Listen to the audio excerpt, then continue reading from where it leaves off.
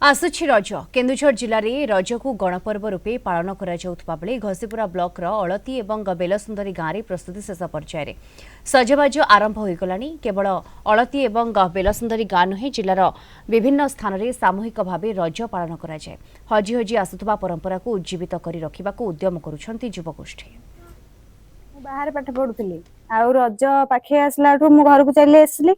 आम गाँव में रज प्रिपेरेसन चली संध्या बेले आम रज प्रिपेयर होगी रज पाखक जीवु किसी प्रोग्राम भी रही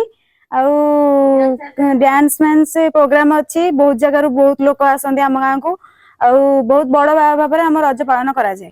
मेहंदी लगेबू अलता लगेबू सब सजबाज हो सब संध्या बेले जीवु आम अलती गाँव में स्वतंत्र रज विभिन्न प्रकार दोली पड़ी सहित मीना बजार भी पड़ी। ढिंकी चूना को पिठा कर पोड़ पिठा आरसा पिठा काकरा पिठा दोली सब लगे गाँव में सब छुआ पिला दोली खेलती बंधु बांधव आसती गाँव में फंक्शन हुए। आमर जो महिला माने रही से माने साधारणतः ढिंकी चूना कुटी विभिन्न प्रकार आरिसा काकरा मंडा पिठा एमती सब विभिन्न प्रकार चकुली पिठा भारी स्वादिष्ट हुए एवं से भी बहुत मजा लगे बहुत भल लगे। पिठा खाइबा पान खाइबा एवं रजरे बुलिबा ये निश्चित भाव में गोटे आमोददायक पर्व।